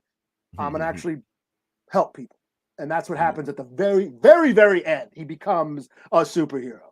Right. But it was like I loved the look of Gotham. I loved like Zoe killed it as Catwoman. Colin Farrell killed it as Mob Boss Penguin. John Turturro as Maroni. Like there's just so much cool shit that I just really dug about. I've watched this. This is the second most watched movie. Yeah. Until Prey, I had this on constant rotation. And this is also on HBO Max. So It was on HBO Max, yeah. So yeah, the Bat. I just got to keep it real. The Batman, I loved it. So. Okay, that's your number one. So my number one is what superhero Disney movie I'm going to pick? RRR. All right. Yeah. Yes. You knew it was coming. RRR. I totally backed this. I backed this as a number one flick. Yes. Yeah. I thought I was like, no, I'm not gonna be that guy and have it way up on my. But I did. But yay, no. Yeah. Awesome, I mean, because you just watch movie, like no movie gave me more emotion than RRR. Like the gamut of emotions. Yes. Like that third act was just sex. It was just like. I need a cigarette after this. Like, there's just so much crazy shit just happened at the end of the movie, And like I said, the storyline, these dudes were dudes. Like, these were the manliest men doing dancing and singing. And like the muscles, the glisten, the water was glistening all over. The movie opens up with him fighting a tiger. No, I'm sorry. He fought a wolf first. Well, then the tiger ate the wolf. That was symbolism. The wolf was a symbolize he was being chased by a wolf. He's the tiger, and he traps the tiger. You know what I mean? So the wolf gets fucked up by the tiger, and then Beam traps the tiger. I'm getting all. See, I gotta watch it again, man. There's just so much cool shit going on in that movie. It's so much awesome shit, man. You just gotta we promise you, watch this movie. Yes, it is long. It is super long. Yes, there are some slow parts in it, but the slow parts build up because once you get through that and they go back to the action scene, it means more because you went through the journey and the struggle with these guys. The visual storytelling, the direction, the director, and the shots. Like in the beginning crowd scene when he kicks the crowd's ass. That's the first action scene of the movie. I keep forgetting which action scene because that scene alone is insane. The first 5 minutes, this dude beats a crowd's ass. Like hundreds of people. One versus 100. He beats hundreds of people. Yeah, it's chasing a guy. And like they're all on top of him and shit, like a mosh pit. He's all on the bottom, and then he's like doing pressure points and like sticking his fingers like in their neck and cracking their feet and shit. Like, and then jumps out of the crowd and just runs on top of the crowd after that guy. And then starts swinging at everybody with like a police baton. Yeah, the shot. And then when it's done, he gets back in formation. Like nothing happened. He gets the guy. He drags and he gets the guy. Yeah. And that's what makes him. Oh, you're a great officer. We got a special job for you. We want you to go find this rebel dude who's trying to save his sister. Yeah, that's where he gets the assignment. Right. Yeah, because that's how the movie was. Because the movie wants to show you, okay, these dudes are the most awesome dudes you ever seen. So this guy fights hundreds of people, and the other guy fights a tiger. So that's how okay, these motherfuckers are the motherfuckers. Yeah, he's like Captain America, like punching the stuffing out of the punching bag. That's the thing, because they run through the wall. Yeah, because they run through everybody in this movie. So when they finally fight each other, it's heartbreaking. It's a fucking. And plus, you don't know who's going to win because they're both motherfuckers. Yeah, yeah, like when that attack on the palace. You could chop this movie up. I watched it a couple times now. You can watch it in two halves. After the attack on the palace, that's like one half of the movie. Right. And then the second half that's where you get the flashback and and the resolution. But yeah, that attack on the palace in the first arc, when he's got the torch, again, the fire in the water, and then they break open that water fountain, that big fountain, and he's got the hose, and then the water. And that's the thing. Torch. That's the water symbol we keep talking about. Yeah. Water and fire colliding in slow motion and shit. Like, yeah, it is so cool. He throws a tiger at a dude. That alone makes it the number one movie of the year. Or when they're on top of each other's shoulder, he's like that riding, shit, and he's got the guns, and he kept cocking the gun. And like shooting people while the other guy, because his legs were broken or some shit like that. I was like, oh man. He was like squatting in the prison, Because Oh, and man. remember that was they flipped it because after the dancing, remember they had that dance number, dude's legs were all tired. So then Right. he carried him. But at the end, he ends up carrying Ram because his legs were tired from squatting in that prison hole. You Right. know, so So, hey, get him out of there. yeah, so it's all the script, brilliantly written script where it all has a purpose. I promise y'all, we're not being pretentious. Yeah. We're not, you seen my list. That should tell you something. Yeah. I put this movie on a list for a reason. Yeah, it's a cool fucking movie. I'm gushing over it. Like the first time I was like, that was really cool. And then I watched it again and I like totally fell in love with this movie. I'm like, this is because like I said, with the way we're talking about it, like it's so much awesome shit happens in this movie. We keep forgetting stuff that happens. Yeah. Like, because I just remember, like, because that crowd scene at the beginning was awesome. That hooked me at the beginning. Yeah, it's crazy. Yeah, some of the coolest action scenes in a long time. Yeah, like repeatedly. Yeah, like every action scene gets crazier and crazier and crazier. And then musical numbers that are awesome as well. And the music number will hook you. They like nobody's topping this. And I hate musicals. I can't stand musicals. But I was like laughing. I had a big giant smile on my face the whole time. They're doing that shit with the suspenders and shit. Oh man. All right. So all right, I guess we can move on. Okay, like I said, that was our top 10 movies. We're just gonna do our top 5 TV shows. Yeah. Because I didn't watch no TV to even do 10, be honest with you. But we can just knock that out. Eli, and I ain't even gonna go long on it, but what was your 5th favorite? I'll go with Cobra Kai. Oh damn, they didn't come out this year. Okay, yeah. Yeah, Cobra Kai, best Cobra Kai season ever. I love the show. This season was great. It's just basically a modern day kung fu flick. Rival dojos fighting each other, hiring evil senseis to take each other out before the tournament happens. It's fistful. It's 5 Fingers of Death. It's Fists of Fury. It's with fucking teenagers in California. It's the plot of the last Mortal Kombat movie. Yeah, it's great. It's great. I love Cobra Kai. So I don't give a fuck. All right. So what do I got? I can't even remember what number 5. My number 5 was you'll like this, Eli. My number 5, Obi-Wan. Oh, you watched it? Yeah, I did watch it. I had to watch it after all the rigmarole and bullshit and the chatter. I had to watch that just simple. So I just went home after all the shit was done. Like weeks later, I just sat down. I was like, let me just watch one episode and just see what it's just like. I promise you, 4 hours later, it was gone. I was just like, what time go? Like, fuck. That's my biggest gripe about the show is that it was too short. It was like it was gone just like that because my time just flew by to watch the show. Well, it felt like it was a movie that they just turned into a show. It felt like if you watch it straight through, it was a movie just chopped up into different parts. So yes, so overall, like my gripes about it. Did we need this? No. Does it fuck up the canon? Yes. Was it entertaining? Hell yeah. Like it just as a entertaining piece of property, I can sit there and enjoy myself. It did its job. Yeah. I mean, shit. So, and I almost wish I didn't know anything about this and just watched it, just some grizzled space veteran just doing shit. I just wanted, but I can't because I got the canon in my head like that. But I just wanted to watch like that and see how everybody else was responding to him, because it just worked on that level. So, what's her name? Rhea? Rhea? What's in the Jedi? The Inquisitor.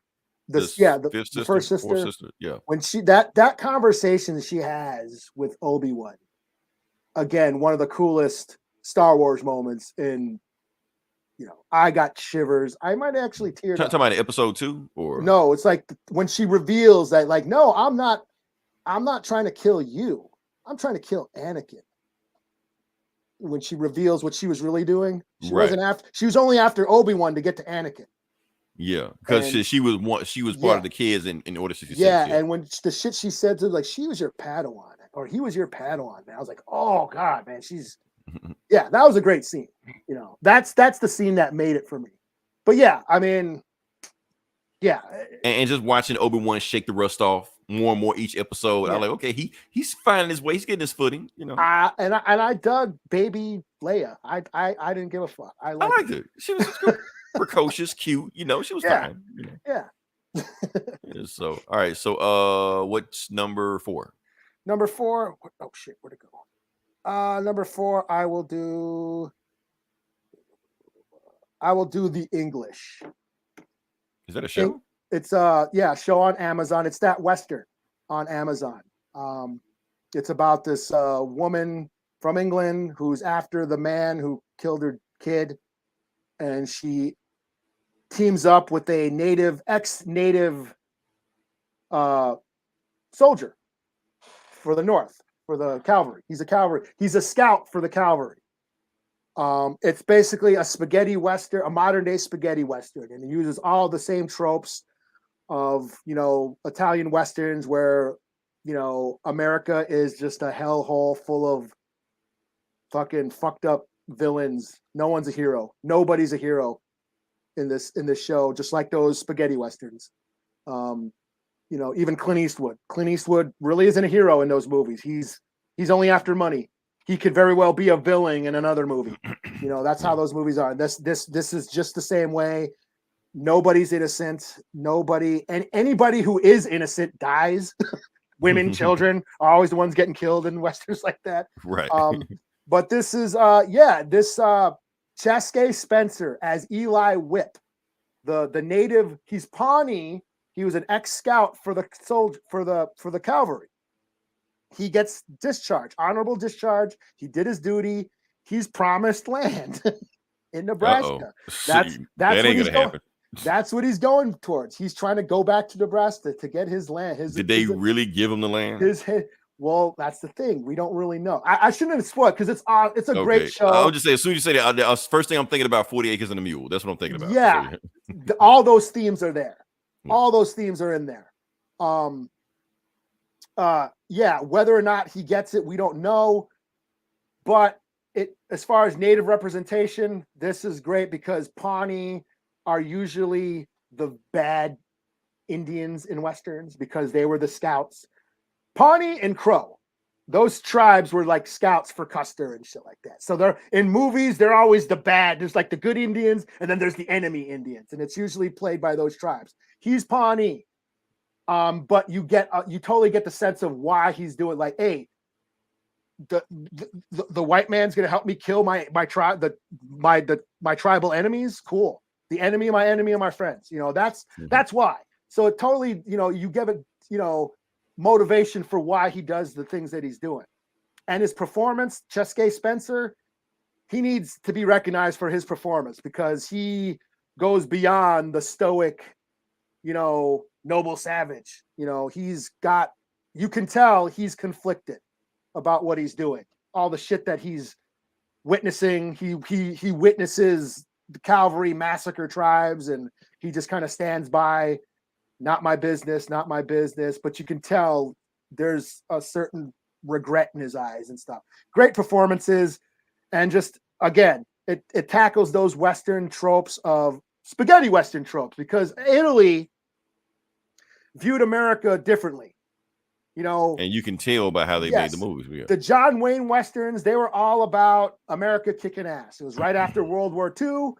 America was feeling good about itself. So here's all these Western movies where the white people just whoop ass and, win the West, and then you had the Italian Westerns, Sergio Corbucci and Sergio Leone, who grew up under Mussolini rule, who grew up under fascist rule, who viewed America as this fucked up place that, murdered the indigenous people and created these fucked up towns full of criminals and con men. That's why those spaghetti westerns are always muddy and dirty and shit. And, it's the reflection of, morality. How America was built on violence. So this follows all those tropes, and it also does a little shout out to the Wild West shows.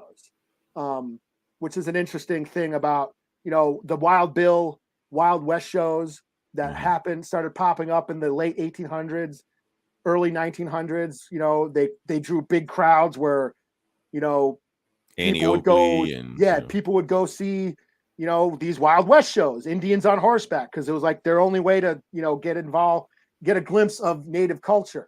And a lot of natives went to these, took part, like Geronimo, Sitting Bull took part in some of these shows because it was the only way that they could be themselves without getting, persecuted for it. So it actually goes into that. So really cool show. If you're into Westerns, check it out. Really fucked up characters out of a Mad Max. Like some of these characters look like they're out of a Mad Max movie, which was also borrowed from Westerns.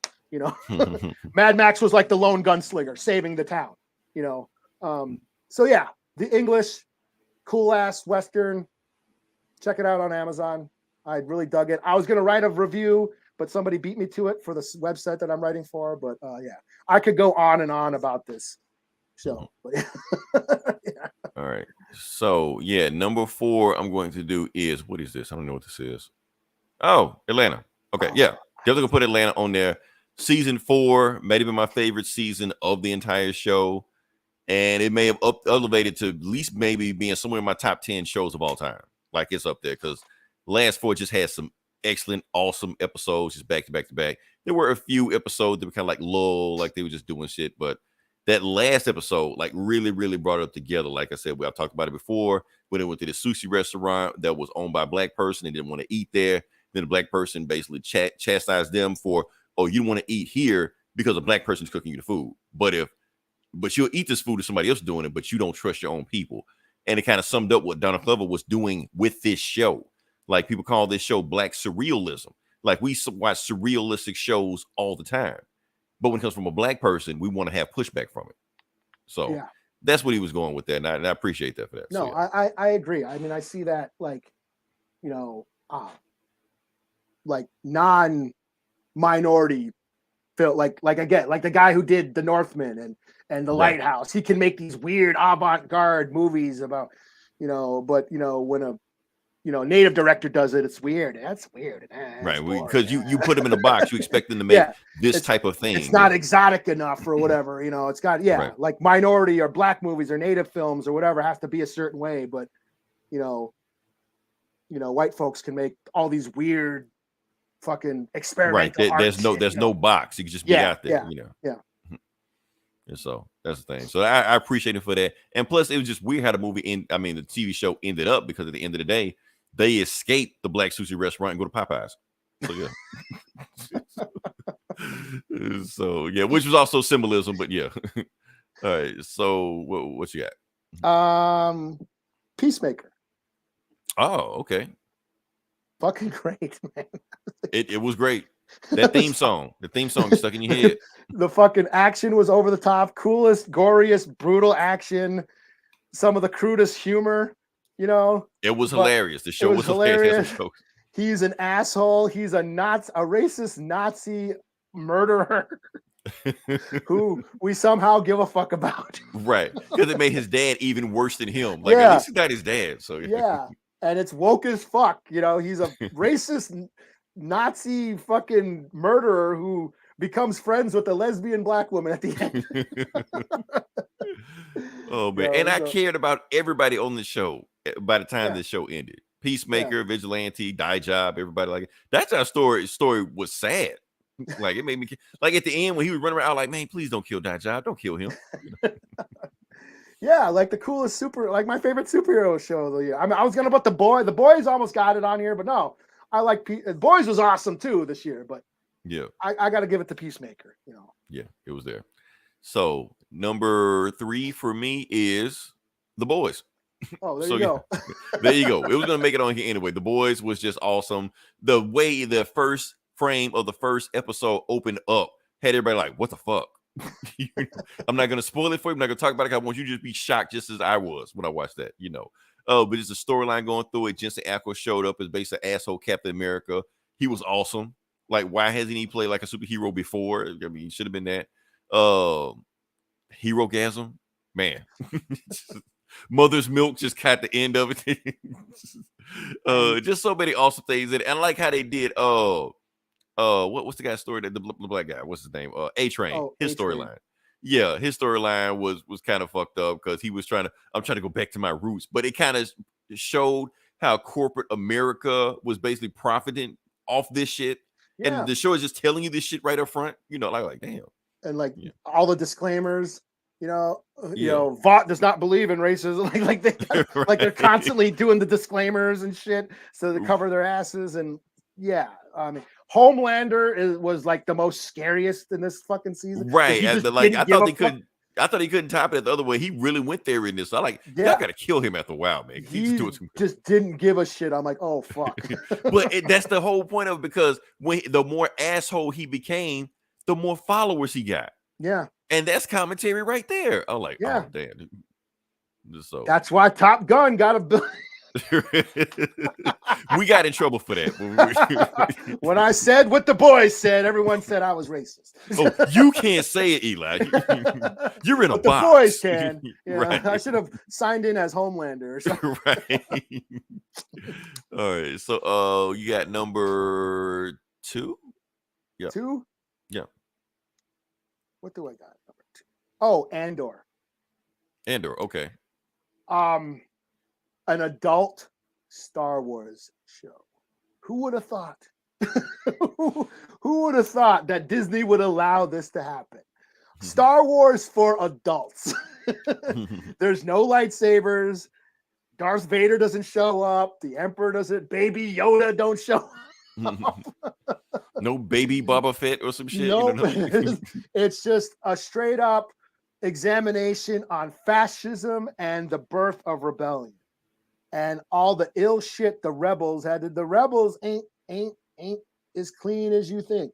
The rebels had to do a lot of dirt to get to, so Luke and Leia and Han could get those medals.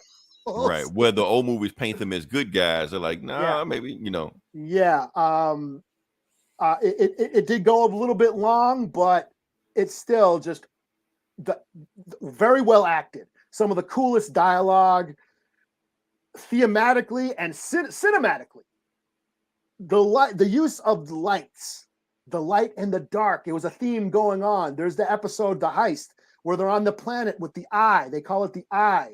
It's just the celestial event where the rings of a planet hit the moon's atmosphere and it causes this big giant meteor shower event where the sky just lights up. That's the heist when they escape the Imperials by going through that celestial event, and it's the spark that influences, that inspires the rest of the galaxy. Hey, somebody ripped off the Empire! Holy shit! Somebody's standing up to the Empire and like the light. You're talking about the light of the rebellion, the spark of the rebellion. That's what that eye represented. Andy Serkis when they're in the prison, and Andor's trying to get him to let's escape, let's plan the escape, and Andy Serkis's character don't even want to listen to him. He's like, hey man, how many guards are on duty? How many guards? And he turns off the light in his cell. Like, nope, I don't even want to. I'm gonna stay in the dark. I'm gonna stay asleep. There's a scene in the Galactic Senate where Mon Mothma, who stole the show for me, Mon Mothma's character arc was awesome. How she had to play the chessboard and wheel and deal and plot and scheme under the watchful eye of the Empire was awesome. There's a scene where she's in the Galactic Senate, where the floaty things, and she's proposing a bill. And you see all the pods, their lights are going off. Their lights are turning off. It's all darkening. Like, nope, we don't want to know. We're going to stay in the dark, So there's all these themes of the light and the dark and how the light inspires. Light, sparks the rebellion. And like I said, it gets dark. It gets super dark. It's what I wish the Boba Fett show was, Mm-hmm. I totally think that Disney was like, let Tony Gilroy say, hey, yeah, all right, go do whatever the fuck you want. You're not using the volume? Okay, cool. Go make your show. We're using the volume for Baby Yoda and Mando. You stay in England and do whatever the fuck you want. Because they almost dropped the F-bomb. They were swearing. In a Disney project, yeah. They said shit twice in this show. The in first Star time Wars, I never heard them say shit. Yeah, somebody said shit. Not BAFTA fodder or some shit. Fodder, no. Yeah, Banta fodder. Yes, they're swearing. Yeah. They almost dropped an F-bomb, but I guess that's the only thing Disney said no. We're not going to let you do that. But yeah, great show. One of the coolest Star Wars things I've seen in a while. It does get a little long. There are some episodes that you know are filler, but some of the characters, some of the like, what's his name, Cyril, that fucking stalker, fucking Imperial guy, the female Imperial agent. Holy shit! Like, these are some of the scariest Star Wars villains I've seen in a while. Like, they don't need the Sith. Like, the Sith ain't shit on these assholes. The Emperor is only mentioned in the background, and they're again, he's to be feared. Like, you can tell that everybody's scared of the Emperor. Right, but he never seen, just talked about. You never see him, and everyone's saying, "Oh, Luthien, the Skarsgård, his character, like, is he a Jedi?" And I'm like, no, don't make him a Jedi. Don't ruin the cool shit, and just have him be this ruthless fucking asshole who will do anything for the rebellion and sacrifice. The scene with Saw Gerrera. Saw Gerrera's in this, and he's talking about how they're going to sacrifice an army to maintain the cover and maintain the secrecy of the rebellion. And he's like, it's a necessary sacrifice. And Saw Gerrera's like, I just call it war. I'm like, oh. Like, oh. So yeah, the rebels did some dirt, man. So yeah, Andor was awesome. You know, so yeah, my number two. All right. So my number two already was one on the list, Peacemaker. Yeah. Not really sure what else we could say about it. It was awesome. Like I said, John Cena sold me as a comedic actor, which I've never sold on before. Yeah, I'm pretty sure this is the show that got James Gunn the job. You know, well, Suicide Squad in this, but yeah. But both of those together got him the job of running DC. So yeah. So all right. We go. So what's your number one? Got never say we talk about Peacemaker. We talked about it. So yeah. My number one is Rutherford Falls, season 2. Okay. Which has now been canceled, sadly. The show about a native reservation in the casino, and this woman who works, you know, trying to preserve the history of her tribe, and her friendship with, you know, the town. What is he, like the mascot or whatever? He's like the relative of the guy who founded the town. Yeah. And their friendship and how they deal with the politics of the town, the reservation politics and all that stuff. It's a comedy. It's a sitcom. It's like the first native sitcom I ever, you know. Which we talked about that. We want to see that one day. Yeah. Yeah. Sadly, it got canceled. I don't think America's ready for native humor like that. But I loved it. This is a show. It's like my community now. I have it on in the background as well, a lot too. I'll just throw this on. Season 2 deals with the aftermath of Nathan finding out he's not really a Rutherford. What's her name? Regan, the main character. She's trying to get her museum built, and she finds a new love interest. Little Bobby Yang, the assistant, is running for mayor against this like Republican right-wing native woman. So she's like a native. She's like a native Trump, you know. Okay, I don't know how that works, but okay. Yeah, and they're trying to like get Bobby Yang, the transgender teen, to run against her for mayor, and Terry, you know, the casino guy, is like pushing him because he doesn't like that woman. He wants control over the town and shit. You know, right. So there's all this political shit going on. They deal with tribal politics. There's an episode where Regan's trying to apply for land, and she goes to the tribal office and has to deal with that bureaucracy. It was hilarious, you know, especially if for natives who know that how tribal government works. That was hilarious. There's a native Halloween episode where they go to a Halloween party. You know, yeah, there's an episode where they're doing they make fun of, what's that show? Fuck. That Western show on, it's like huge, Yellowstone. They make fun of Yellowstone. How do they make fun of Yellowstone? There's a fictional show called Adirondack, which is basically like a version of Yellowstone.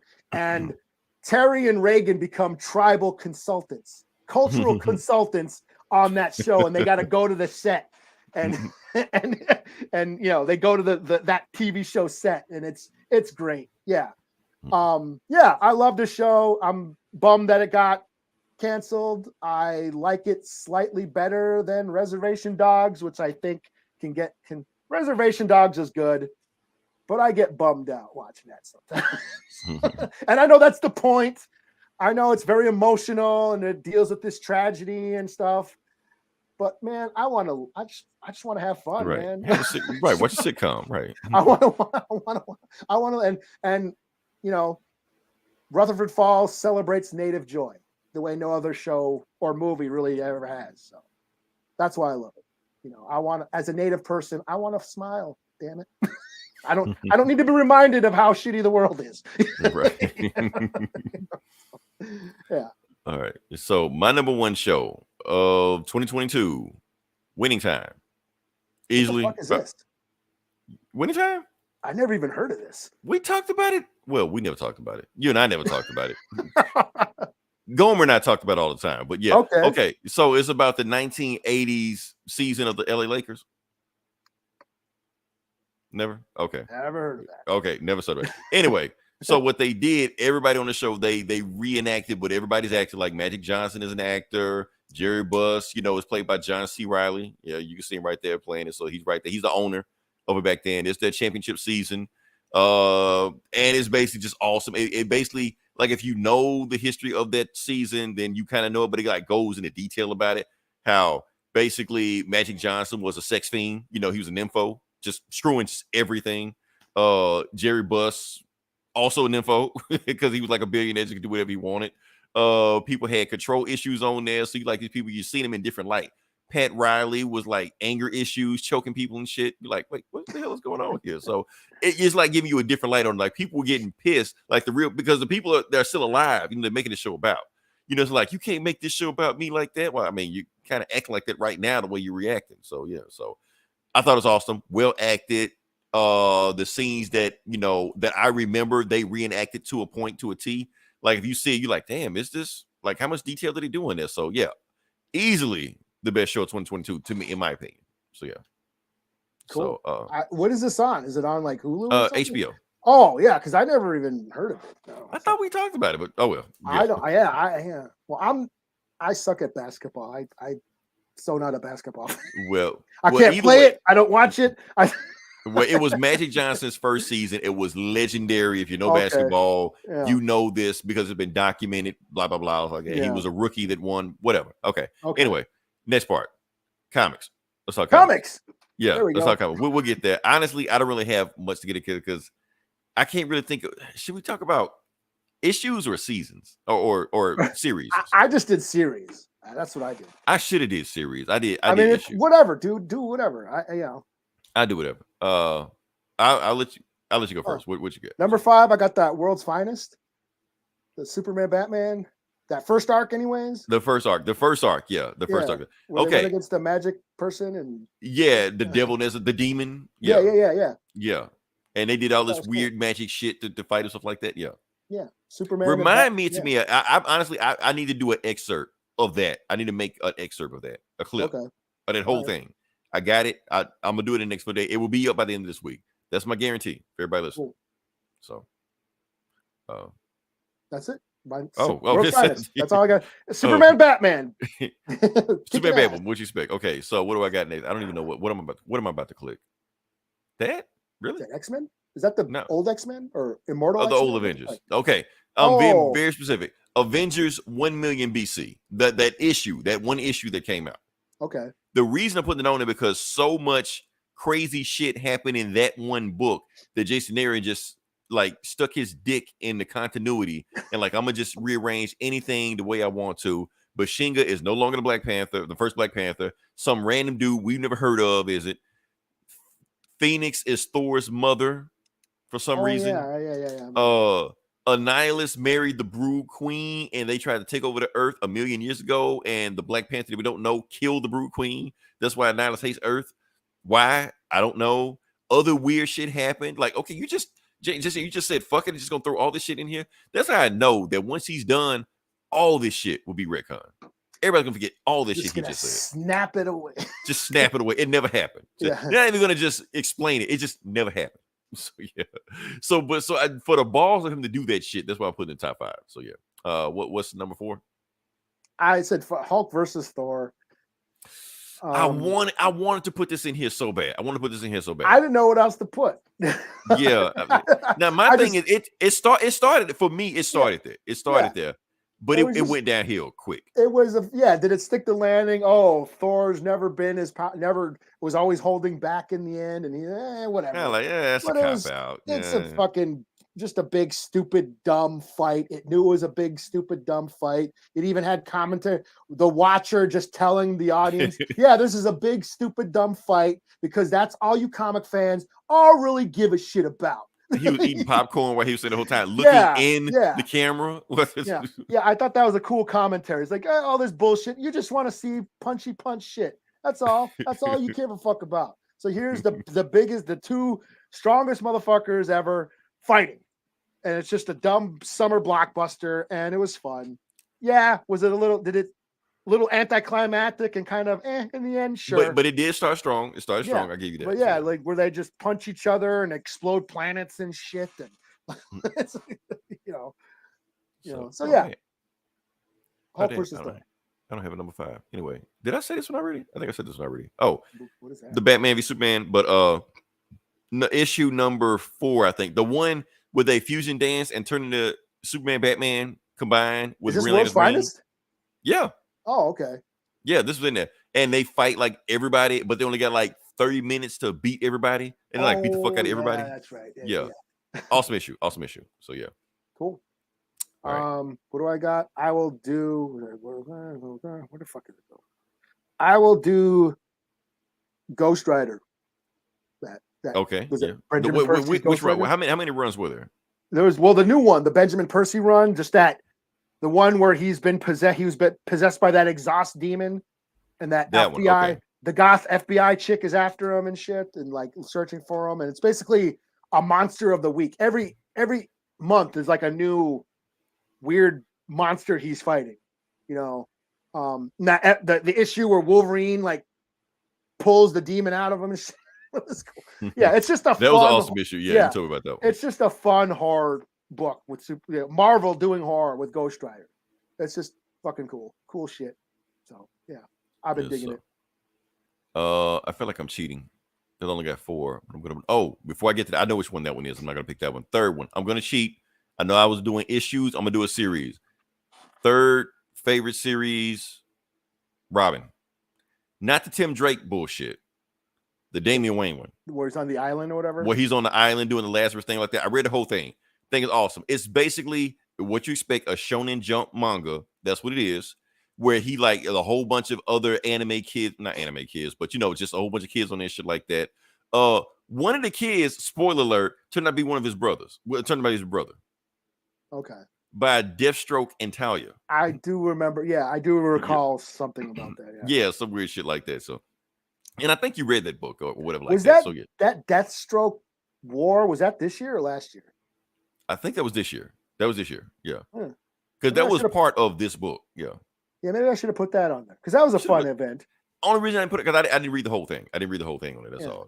No, I read all the tie-ins and everything. I thought that was last year though. It was this year. Because I I'll put that instead of Hulk versus Thor. I don't, whatever. Okay. We'll put that on. Honorable mention. The Deathstroke War or whatever the fuck. That's all I'm saying. If you want a fun book to read, get in, get out, simple, read the Robin book, because that Robin book, it turns out, is actually going to be like a thing going on next year, because that whole Devil Nezza thing started in the Robin book. And then it roared the World's Finest, then went to this new shit. Now it's going to go to the Crisis of next year. So yeah. But it was just a fun book because it was just Robin being like Naruto or Goku or some shit like that. He was just doing that shit, Believe it. He pretty much was. I was like hearing anime music and saying, he even had a rival, because every anime first has a rival. Green Arrow's kid, but like that. There was like his Vegeta, his rival and shit like that, So yeah. So what you got next? Nightwing. Tom. Yeah. Okay. Not Tom King. Tom Taylor. Not Tom King. Tom Taylor's Night King. Just fuck that all the way up. No, Tom Taylor's Nightwing. Say that 5 times fast. Yeah. Yeah, just it's been a fun, but probably the only DC book that I've been reading consistently. Even I dropped Batman like multiple times for the past few years, but I've been consistently reading the Nightwing book just because it's fun. And Dick is now a billionaire and he's trying to do good with his money, and the whole going against Blockbuster, and then finding out that whole thing with that, what's her name, the Zuko or whatever, the mayor is now his sister. Right. There's that whole revelation. The same dude that killed his parents, but yeah. Yeah. That, and then that Heartless, that serial killer that rips out people's hearts. He's like a psycho, super powered serial killer. Is a cool ass villain. So, and yeah, it was cute. Him and Batgirl are banging now. It's cute. And I will say this: that probably had the best covers of any comic. The art is awesome. Yeah. And talking about show and jump and the anime style, those multiple, the multiple Nightwing in the same panel kicking ass. I think they showed that. Yeah, I think they showed that somebody drew a mural. Yeah, there's like multiple covers where it's like the action going down. It's cool. Yeah. Cool ass shit. Yeah. So yeah, good point. Good choice. Good choice. Okay. My number 5. I'm not cheating, even though I feel like I'm cheating, but The Last Ronin, number 5. Is that yes? The last issue came out this year. Okay. We've been reviewing that book for the last 3 years. Okay. That's how long it took to come out. It is awesome. Yeah. So since it did finish in 2022, it was like January 2022, but it still finished. It still counts. Still counts. So yeah. So yeah, I bought the hardcover. I thought it was so cool. I gotta own this. Yeah, if there's one book we recommend, The Last Ronin, go read it. Ninja Turtle fan, especially if you're a Ninja Turtle fan, go read it. It's awesome. I gotta say, yeah. I mean, I ended up buying the Ninja Turtle game. I've been the Shredder's Revenge, and But see, Eli, I was thinking about. I was thinking about doing like a clip, like a review clip of that. But the thing is, it took so long for it to come out. Our review style and the show changed in between. we were still like only audio only. Right. I had like a Jerry curl,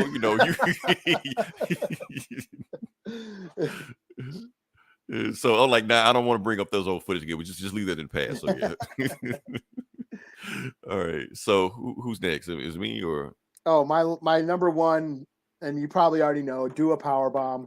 Do a Powerbomb, yeah. Yeah, Daniel Warren Johnson. Like I said, I love him. I love this guy. I love his art. I love his writing. Pretty much everything he does, I will read, and it's pretty much always awesome. Like the Beta Ray Bill book last year was dope. The year before, the Wonder Woman Dead Earth book was dope. People are just now finding out about that book. Yeah, because you talk about for anybody, and now it's like be catching on. So, yeah, Murder Falcon was awesome. Extremity, like his shit is just dope. I love his art style, very gritty, very raw, very visceral action. But his books are full of emotional drama and just make you sad. Like, yeah, I choked up. I choke up while reading his books, and I choked up while reading Do a Powerbomb. It's his ode to pro wrestling. He's a huge pro wrestling fan, and this is what it is. His tribute to pro wrestling. The art is awesome. The action is awesome. Seeing these panels of the wrestling, moves is great. Done in his art style. Great book. I mean, if I got to pick, series, this and Last Ronin, as far as like collected miniseries or whatever, out of the past couple years, yeah. So Do a Powerbomb. Dope shit. Okay, so my number 9. I know I've been hopping around between series and issues like that. I'm just doing issue. Number 1 favorite issue of last year, and I'm pretty sure you know this. Batman 130. I have not stopped talking about Batman. Is that the one where he goes to space? That's the one when he goes to space, because so much awesome shit happens in that book. It's so fucking insane. I was like, this is the most insane shit I've read all year. Because it's not just him going to space, him landing, going back into space, Superman fighting failsafe, getting his ass kicked, and then what that shit he said about Tim, where he finally admits that Tim is the best Robin. But like what he means by best Robin, like best compliment to him. Like Dick always freestyles. Jason never listens to what I have to say. I'm not even going to mention Damian, but Tim, he actually we click like as a team dynamic duo. He's the best fit for me. I'm like, that's pretty good shit right there, you know. And Failsafe is just a awesome villain, Terminator, Batman, that superpowers prep time. I was like, this is awesome. Like you crammed all this in just one book. It's a Sentinel Batman. It's like Basically Sentinel Ultron Batman, Sentinel Batman, whatever you want to call it. But yeah, I was like, yes. So, oh man, so that's all I got. So those are what we recommend. Some of these, yes, I know it's batshit crazy. You're like, okay, these folks are insane. Some of these we really, really do recommend. If you are not familiar with it, pick it up and go listen to it. The ones that we stress to go pick up, go pick them up. Go look at them. Go watch them. RRR. Watch that shit now tonight. It's cool. It's a dope movie. If you've never seen it, so yeah. Anything else we got or? No, I think we went epic. So yeah, this is another. We're making up for missing last week. So. Look, if every movie is going to be 3 hours long, our podcast is going to be 2 hours long from now on. Epic, just two people. You know, we're not like Diskeys and Company. They got 4 guys. No, we can do the same amount of work, twice as much work with just 2 guys. So, like I said, I think so. We're gonna end out on the Gangsta Boo song. Yeah, it takes me back. Shout out to her. Shout out to 36 Mafia, all that. Good journey. And we're gonna have some more shows. 23. We don't know what's gonna happen. We will see how it goes. We will be water. Yeah. Well, I'll be water. You'll be fire. One of those. Yeah, we'll have cool books. Yeah, we didn't do new comics this week because it wasn't that good of a week. So yeah. Oh, that Black Panther book getting canceled. Oh, really? Yeah, John really liked Ridley's one. Really, I think the next issue after this is the last one. So, fuck it, whatever. There's no really point to even review it now. So, until then, this is Leroy. This is Eli. We'll talk to you guys next week. Same bullet time, same bullet channel. And also, before we leave out, give us your top 10 or best or favorite or whatever. Top something. Cool. Anyway, we're out. Later.